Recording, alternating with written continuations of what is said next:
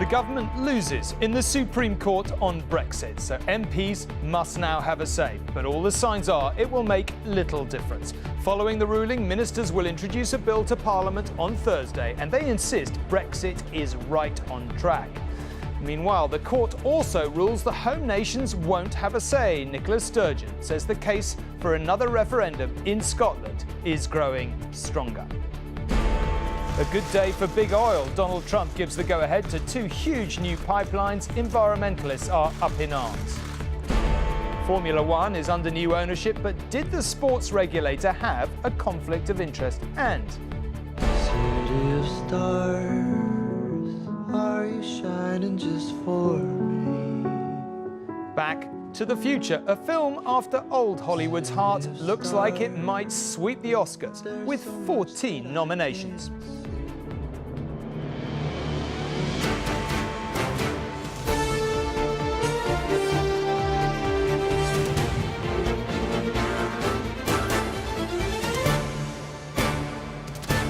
This is ITV News at 10 with Tom Bradby. Good evening.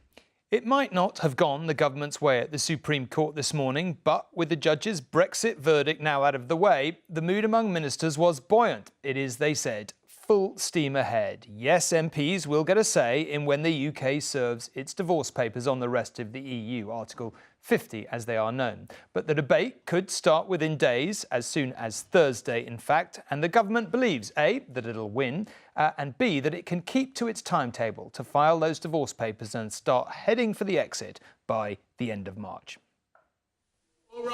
11 grizzled Supreme Court judges charged with taking the constitutional decision of our age. Does Theresa May have the authority she thinks she has to take us out of the European Union via the so-called Article 50 process without the authorisation of MPs and Lords? Today, by a majority of 8-3, the Supreme Court rules that the government cannot trigger Article 50 without an Act of Parliament authorising it to do so. Now, this historic reining in of the Prime Minister's power stems from an original case brought by this businesswoman, Gina Miller. No government can expect to be unanswerable or unchallenged. Parliament alone is sovereign. This ruling today means that MPs we have elected will rightfully have the opportunity to bring their invaluable experience and expertise to bear in helping the government select the best course in the forthcoming Brexit negotiations. Theresa May's defeat means the government will present a bill to Parliament, possibly as early as Thursday, that would authorise her to begin formal Brexit talks. That bill will need approval in the Commons and the House of Lords so that she could start the formal Article 50 Brexit process by the end of March. And then 2 years of negotiations would see us out of the EU by March 2019. This timetable has already been supported by this House. The Brexit minister was flanked by a Prime Minister who didn't look as though she thought the judges had given her a lovely present. This judgment does not change the fact that the UK will be leaving the European Union, and it's our job to deliver on the instruction the people of the UK have given us. I trust no one will seek to make it a vehicle for attempts to thwart the will of the people or frustrate or delay the process of exit from the European Union. But even on his and the Prime Minister's side of the House, they want more information. I would like a white paper which we could debate. It will bring us together, I would say to my right honourable friend. So, will he be Theresa May's Brexit friend or foe? We will allow Article 50 to be triggered because that is the result of the referendum. We will be holding them to the utmost scrutiny and account on every single phase of this process. When it comes to that vote, three-line whip? I seek to persuade. I do my best to ask colleagues to come along with me. Here at the Supreme Court, they say what the law means. Now MPs and Lords have to make a new law to begin the process of taking us out of the EU and just possibly constrain the way that Theresa May does it, which she won't like one little bit. Robert Peston, News at 10. Well, as we said, the Supreme Court did not give the Scottish Government and the Assemblies of Wales and Northern Ireland a separate say in triggering Article 50. Leaving the EU amounts to foreign policy, and the Westminster Parliament trumps them on that, at least legally. But Scotland's First Minister, Nicola Sturgeon, isn't happy, to say the least. She said the ruling made the case for a second Scottish referendum all the stronger. That's still a hint rather than a promise. But in the meantime, her party, the SNP, has 50 amendments to Article 50, or the bill, ready to go. An attempt, at least it would seem, to slow things down. To be leaving the EU is frustrating for the majority of Scots who voted to stay. For their parliament to then be denied a vote on triggering Brexit, well, Scots might say it takes the biscuit. This Edinburgh shortbread factory is already feeling the heat of Brexit. We've seen ingredient prices go up very considerably. We need to know that we're going to be able to keep finding people who can work here. We've got a great team from all around Europe. We need to know that we're going to be able to get ingredients at a price that is workable for us. And we need to know that we're going to be able to keep trading with all the other countries around the EU. Today, the Supreme Court ruled Scotland, Wales and Northern Ireland do not need to approve Article 50. In Wales, even though many voted for Brexit, there was anger. The point is about the rights of the people in Wales to have their voices heard through their elected representatives. That's what we're seeking to establish here. That now that the Northern Ireland Assembly has been collapsed by Sinn Féin, Northern Ireland's MPs in Parliament raised the issue of their land border with Ireland, an EU country, and asked how they'd be protected. I view this as near the top of my priorities, if not actually the top of my priority. But it was Scotland's First Minister who suggested wider implications, another independence referendum. The decision is looming for Scotland. Are we prepared to allow our future to be dictated by a Westminster government that's going down a path that I think the majority of people in Scotland do not want to go down? So you think Holyrood should have had a vote? Of course, yeah. Why? Tell me why. Why? Because most of Scotland, the majority of Scots, voted to stay in the EU, and therefore surely our voice should be heard when it comes to triggering exit. We're about to be dragged out of Europe. I think it's shocking.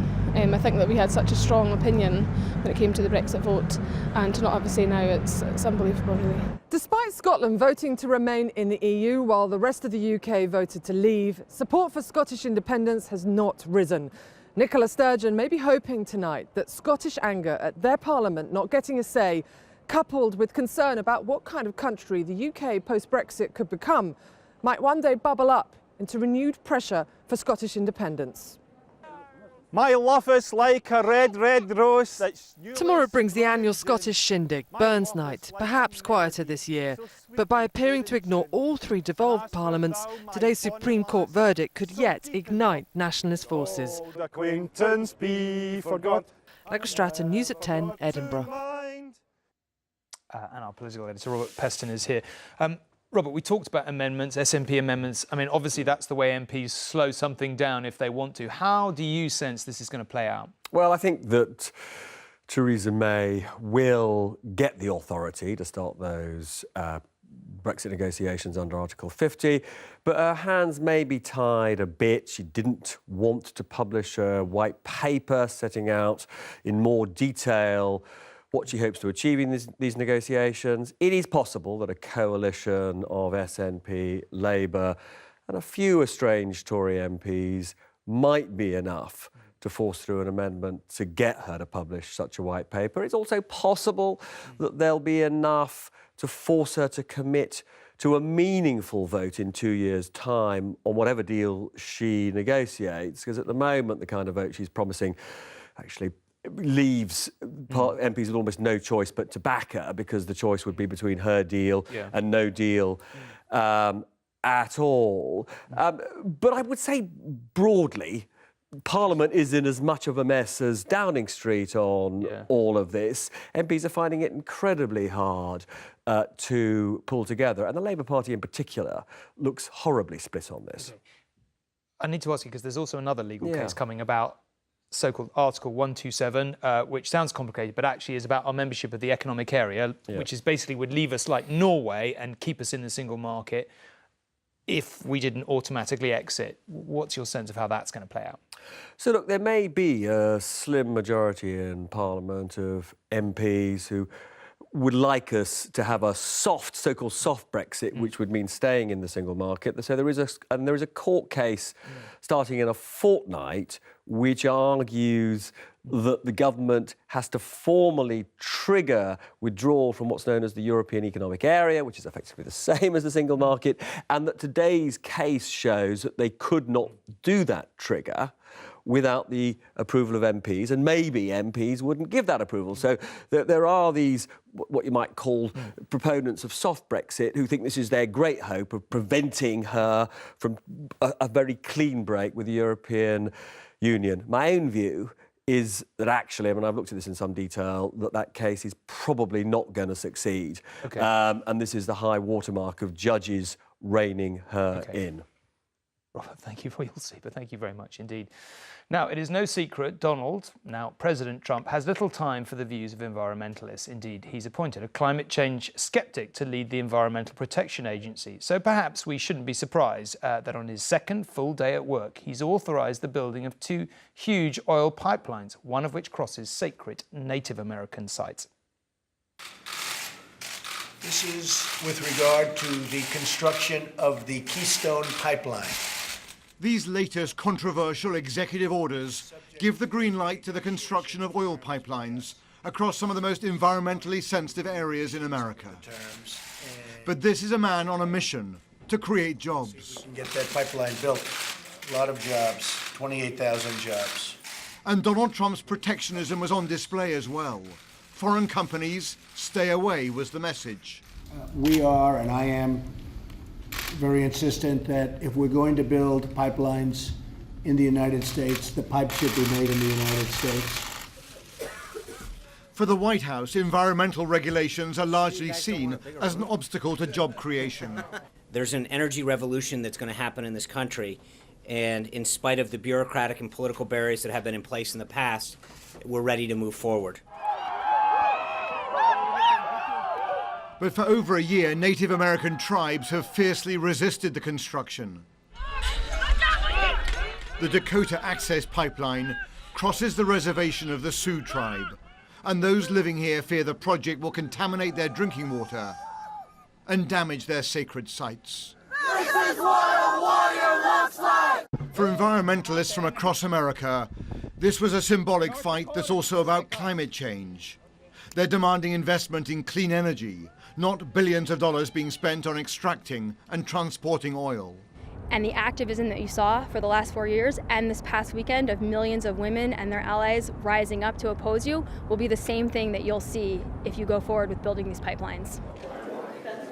Scientists and activists are already alarmed that a climate change skeptic has been nominated to head America's Environmental Protection Agency.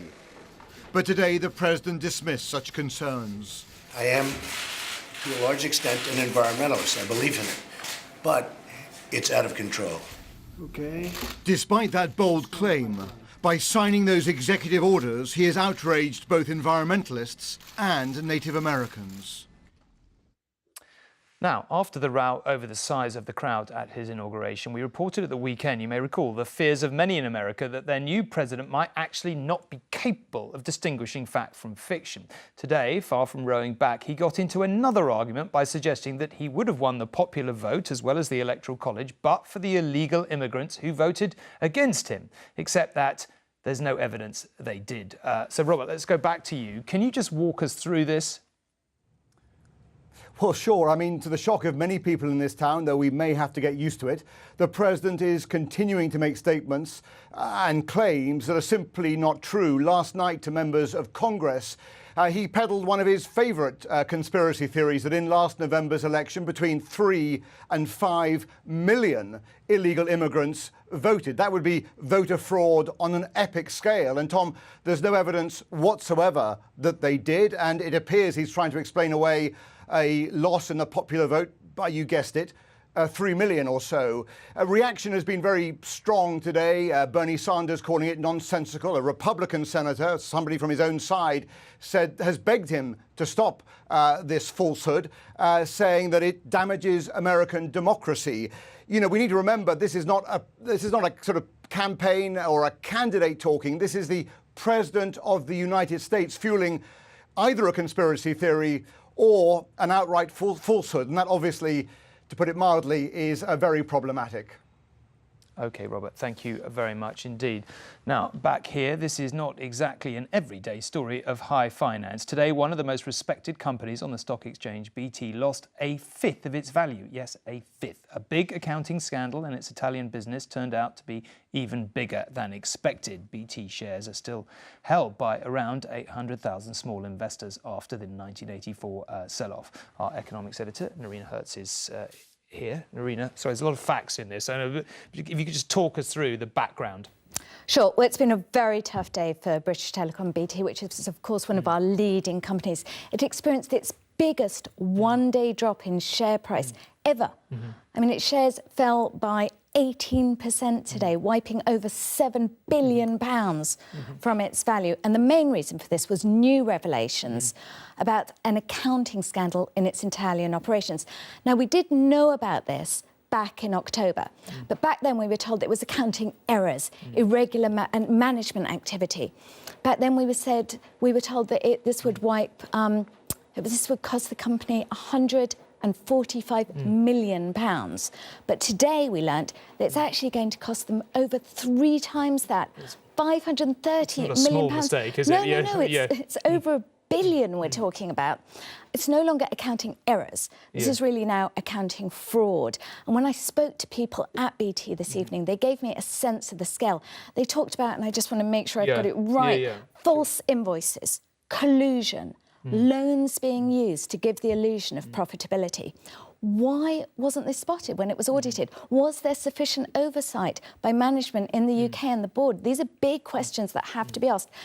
Now, already it seems that the head of BT Europe's head, has fallen on his sword. Other heads may well roll. It's possible that the Serious Fraud Office is now going to get involved. And that isn't the only issue. The company's also talking about inflation putting a squeeze on its profits, about public sector contracts slowing down. So it's bad news today for the 800,000 shareholders. Certainly does sound like it. Thank you very much indeed, Nerina. Now, when the government said councils in England could put up council tax by 3% to raise extra money to pay for social care, the extra money was supposed to make a real difference. But in an exclusive survey for ITV News, most councils have told us it would make little or no difference at all. Only 3 said it was likely to help. It's a daily struggle to do the little things, like picking up the post. The bigger battles, like simply getting dressed every day, are long since lost. I need carers for the morning and I need carers for the night because I can't cook. I'm not allowed in the kitchen in case I fall. Or I can't lift anything. But John hasn't had a carer since September, despite his muscle-wasting disease, because the council doesn't have anyone trained to meet his needs. So his wife Olive, struggling herself after a stroke, does the best she can. It takes away your dignity. Because you can't get showered and anything like that and you start smelling. Just put a little off the shave on. Yeah. It's a crisis in care the government's addressed by allowing a ring-fenced additional 3% rise in council tax to pay for it. ITV News asked all 152 English councils whether that would help. Of 112 which responded, 30 councils, that's over a quarter, said it would make no difference at all. 79 more, or well over 2/3, said it would make very little difference. Only 3 councils agreed the rise would make a substantial difference to their ability to help, and not a single local authority believed the rise offered a complete solution to the crisis. A number of local authorities told us they believe the social care precept is discriminatory because it's essentially a double whammy. In the most deprived areas, it raises the least to be shared amongst more people who can't afford social care. It means John's home city of Liverpool has been hit particularly hard, but it's Tory Surrey threatening a 15% rise, 5 years of government cuts hitting every corner of the country, from the Lizard to Leeds. Government is not taking this seriously enough. There's a real sense of denial, of feeling that if they allow councils to raise they're preset by a really small amount, that will be enough to deal with the crisis. Quite frankly, the view across the sector is that this is just a sticking plaster. And while John and Olive are resigned to the smallest tasks taking forever, the Prime Minister's promise to find a long-term solution to this doesn't seem to be coming much quicker. Rachel Younger, News at 10. Now, back in October last year, ITV News found evidence that British-made cluster bombs were being used by our ally Saudi Arabia in attacks across its border with Yemen, in the proxy war really going on there. They were being dropped on anti-government rebels. Since then, we've heard denials from the Saudi military, but during a tour of a Saudi military operations room, a senior army spokesman told our security editor Rohit Khatri that yes, indeed, old British cluster bombs had been used. It is much more than the mountains that divide them. Saudi bombers go one way, rebel missiles the other. We're travelling along the border. It's more than 1,000 miles long, and we're shown buildings destroyed by the rockets sent from the other side. Yes, the Saudis say this is why they need to respond. Then we're led into the mountains, the front line in an unequal war. On this side of the mountains is the richest country in the region. On that side is the poorest, and yet the military machine of this global Goliath has yet to produce a victory. Saudi Arabia is accused of war crimes, of killing civilians with disproportionate attacks. But the coalition spokesman told me that it's their regional enemy which has questions to answer. In sharp terms, he said Iran is prolonging the conflict by funding the rebels. Why we look for evidence? We should look for a solution to address this issue and to tell the Iranian this behavior couldn't be acceptable by the international community. And if we perform this, Iran will be out of the arena of the international community because they will be isolated. We're given access to mission control, from where the Saudi-led coalition coordinates airstrikes. This is the planning department. They receive the targets. Their enemy is watched and assessed. So without mentioning names, neighboring countries are really doing their business of keeping the war sustained. But if Iran's fingerprints are all over this conflict, who else's might be? After all, British rules and British weapons are evident here. This is the war room where we watch a live operation, aircraft crossing the border.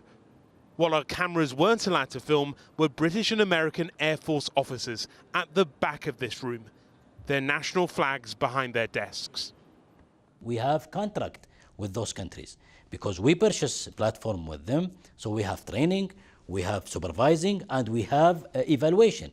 But what of British weapons, cluster bombs? In London last October, I was told they weren't being used. Those ammunition that they collect in the borders was used in 2009 to protect our border inside our border. Before this conflict? Before this conflict. Now he says they were used in this conflict. When was this weapon purchased from the UK? Early in the 80s. Early in the 80s. So you send the weapon, then you sign an agreement to not produce and use, and you don't want people to use it. This is the case of the parliament and the media in Europe. Say, why you produce it in the beginning? But some people might say that this is a question about the clarity and the transparency of what is coming out of the coalition. If you in October are saying, absolutely, we did not use British cluster bombs in this conflict, and then a few weeks later, the coalition says, well, actually, we did use some. Yep, so where is the problem? If we have information. Is the problem not about clarity and transparency? No, you cannot be in a war, you cannot be black and white. And this is not the case with the but you must surely know what weapons you're using. No, this is not the case. This is a war to which Britain is attached. A war with much controversy, with many casualties, but without winners and without an end.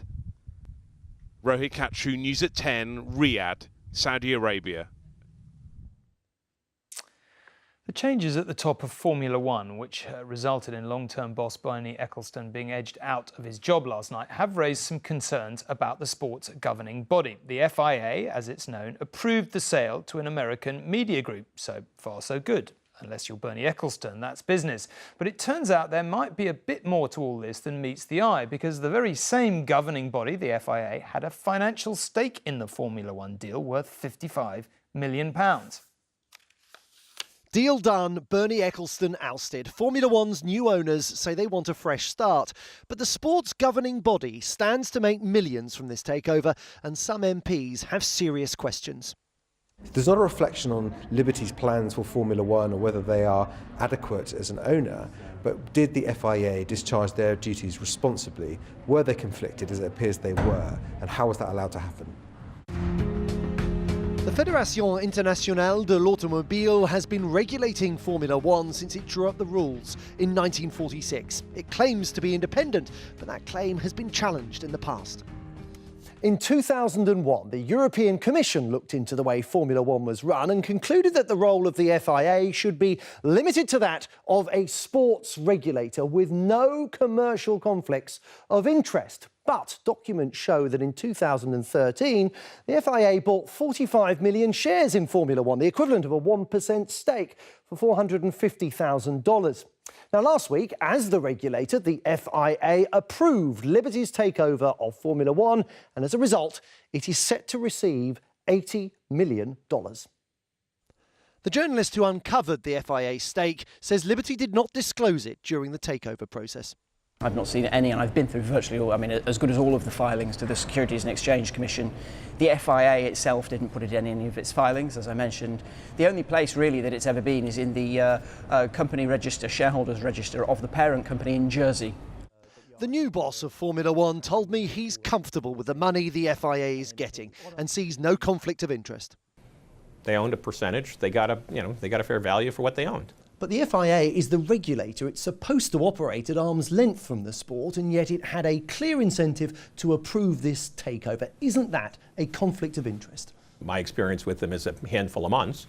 They regulate the sport, in a fair and even-handed way. Lewis Hamilton has become the most... Formula One is a global success story and has made its biggest stars, like Lewis Hamilton, multi-millionaires. The regulator has done pretty well too, but tonight it declined to comment on the issue. Joel Hills, News at 10.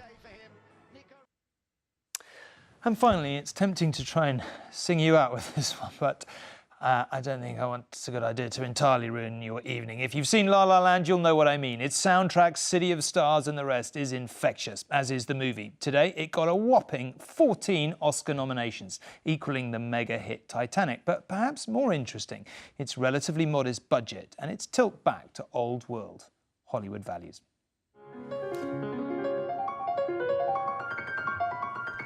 It has scaled the heights not even Mary Poppins achieved.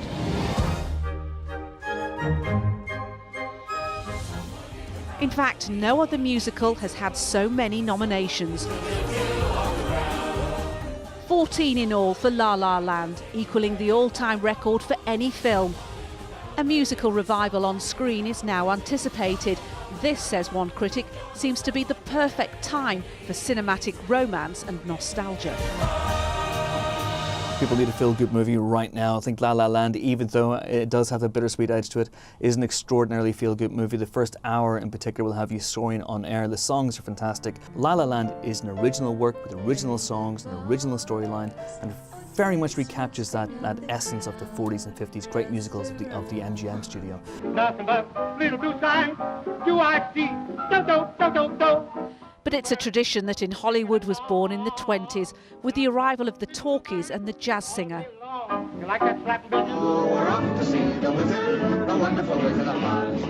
Then in the 1930s, with the Great Depression and the approach of war, it was boomtown for uplifting musicals like The Wizard of Oz. I'm singing in the rain. The genre dominated at the box office through the hard post-war years, Singing in the Rain confirming Gene Kelly's superstar status.